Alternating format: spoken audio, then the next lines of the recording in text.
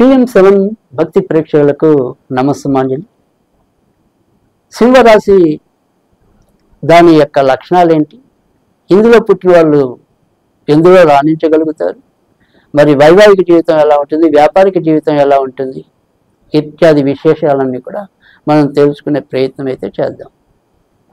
సింహరాశి అంటే మఖ 4 పాదాలు, పుబ్బ 4 పాదాలు, ఉత్తర 1వ పాదం, ఇవి సింహరాశిలోకి వస్తాయి. సింహరాశి వారికి మనకి పేర్లోనే కొంతవరకు అర్థం చేసుకోవడానికి, అంటే సింహం అనేది మరి ఏదైనా సరే జంతువులకి రాజు కదా, అలాగే వీళ్ళు కూడా వీరుగా కొంత మెహర్బానికి పోవటం, 10 మందిలో వీరు కొంత పెద్ద స్థాయిలో ఉన్నానని వాళ్ళు లేకపోయినా కూడా కొంత ఒక్కోసారి కొన్ని సందర్భాల్లో ఫాల్స్ స్టేజ్లకి పోవటం, ఏదైనా సరే ఉన్నదానికన్నా కూడా కొద్దిగా ఎక్కువ చూపించుకోవాలి అనుకునే తత్వం, ఇలాంటివన్నీ కూడా కొంత సింహరాశిలో ఉండటం అనేది.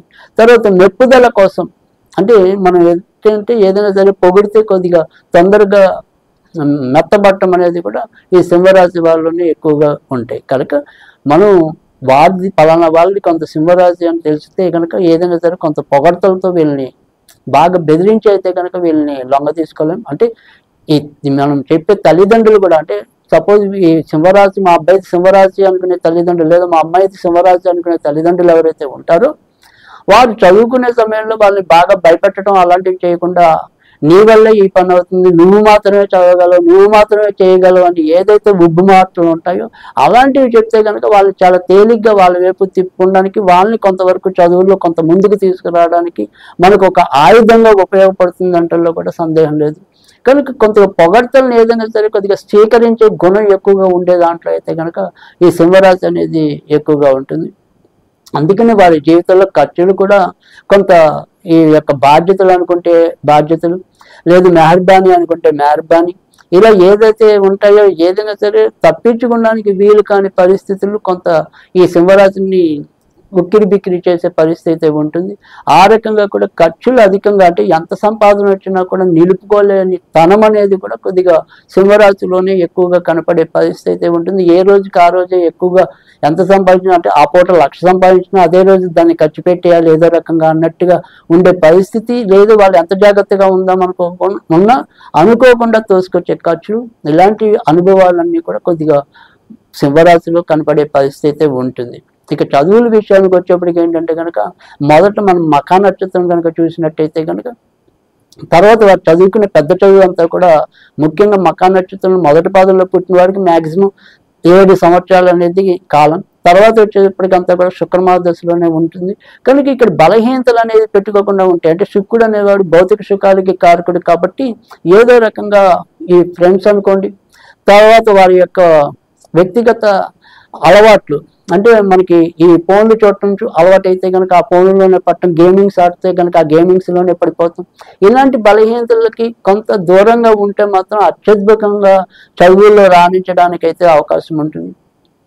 కనుక అలాంటి లక్షణాలు ఏదైనా సరే మీరు పిల్లల్లో గమనించినట్టయితే కనుక మొదట్లోనే వాళ్ళని కొంత తుంచే పరిస్థితి తీసుకురావాలి. లేదంటే కనుక ఒక్కసారి వారు ఆ వ్యసనాల్లో ఇంకా ఎక్కువగా ముందుకెళ్లే పరిస్థితి ఉంటుంది. దాని ద్వారా చదువును పాటు చేసుకునే విధానం ఉంటుంది. దానికి కనుక మనం కంట్రోల్ చేయగలిగితే కనుక తప్పకుండా చదువుల్లో బాగా రాణించడం అనేది అయితే ఉంటుంది. తర్వాత వచ్చేప్పటికి రవిదశ కూడా ఉంటుంది. కనుక వీళ్ళు మెడికల్ వైపు, అంటే మఖా నక్షత్రంలో పుట్టిన వాళ్ళనైతే కనుక మెడికల్ వైపు పంపిస్తే కనుక చాలా అద్భుతమైన ఫలితాలు వస్తాయి. తర్వాత ఆర్టిఫిషియల్ ఇంటెలిజెన్స్ కానీ, డేటా సైన్స్ కానీ, ఇలాంటి వాటిల్లో కూడా బాగా రాణించడానికి అయితే ఉంటుంది. ఇంజనీరింగ్ అయితే మాత్రం మరి శుక్రుడు వీరికి, కుజుడు వీరికి ఎక్కువగా యోగదాయకంగా ఉండే గ్రహాలు కనుక ఖచ్చితంగా మెకానికల్ ఇంజనీరింగ్ వీరికి ఎక్కువగా యోగదాయకంగా ఉంటుంది. తర్వాత ఏరోనాటికల్ ఇంజనీరింగ్ అనేది కూడా వీరికి ఎక్కువగా సానుకూలకంగా ఉంటుందని కూడా మనం చెప్పచ్చు. ఇక పుబ్బా నక్షత్రం ఏదైతే ఉంటుందో వారికి మొదట శుక్రమార్గదశ, తర్వాత రవిదశ అనేది ఉంటుంది. కనుక వీళ్ళకి కూడా కొంతవరకు మెడికల్కి సంబంధించిన చదువులు అయితే అనుకూలకంగానే ఉంటాయి.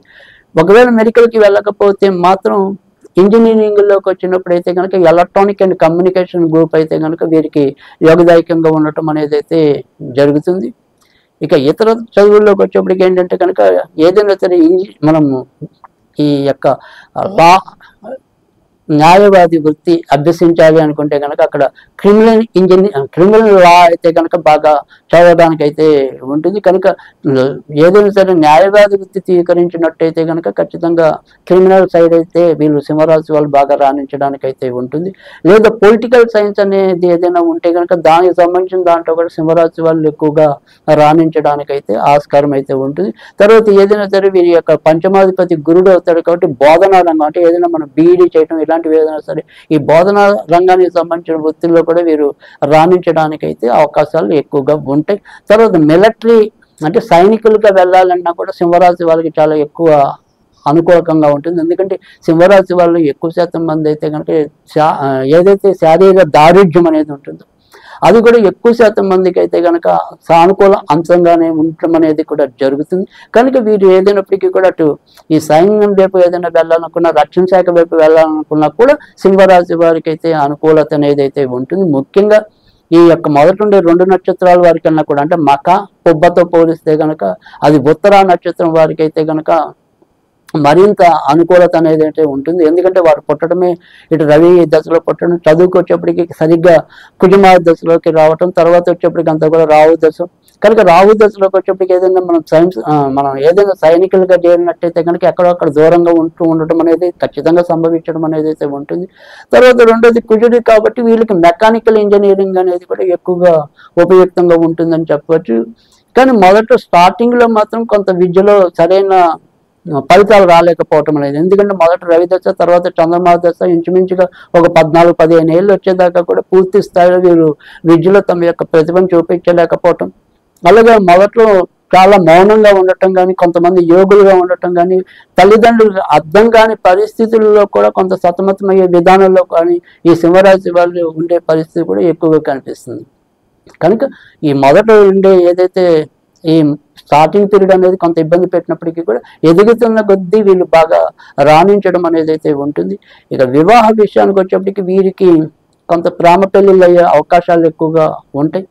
మకా నక్షత్రం వారికి మనం ఏదైతే ఆశ్లేష నక్షత్రం వారికి ఇబ్బందులు అని చెప్పామో, ఇక్కడ సింహరాశి వారికి కూడా మకా నక్షత్రం వారికి పెళ్లిళ్ళు అయ్యే పరిస్థితి కొంత తక్కువగా ఉంటుంది.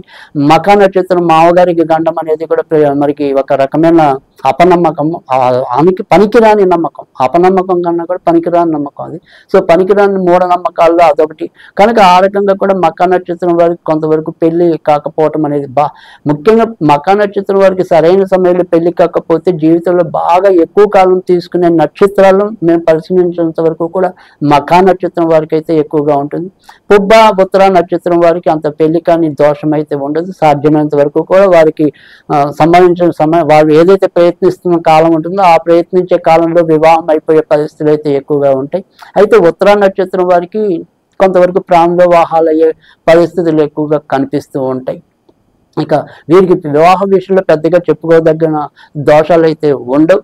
ఇక ఆరోగ్య విషయంలోకి వచ్చేప్పటికి వీరికి శని అష్టమాధిపతి, రోగాధిపతి షష్టమాధిపతి అవుతాడు కాబట్టి షష్టమాధిపతిగా వీరికి ఏదైనప్పటికీ కూడా శనికి సంబంధించిన వరకు ఏదైనా సరే మలబద్ధకం కానీ, తర్వాత వచ్చేప్పటికి ఈ నరాలు కీలకి సంబంధించిన విషయాల్లో కానీ, ఎముకలకి సంబంధించిన విషయాల్లో కానీ కొంతవరకు అనారోగ్యం కలిగే పరిస్థితి ఉంటుంది.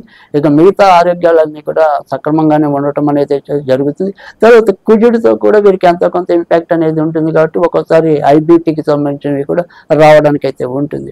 వీరు ఏదైనా సరే వారి జీవితంలో ఎక్కువగా ఎవరినైనా పూజించాల్సి వస్తే కనుక వీరు కూడా ఎక్కువగా సుబ్రహ్మణ్య స్వామికి సంబంధించిన పూజలు చేసుకోవటం వల్లే మేలు జరగటం అనేది అయితే ఉంటుంది.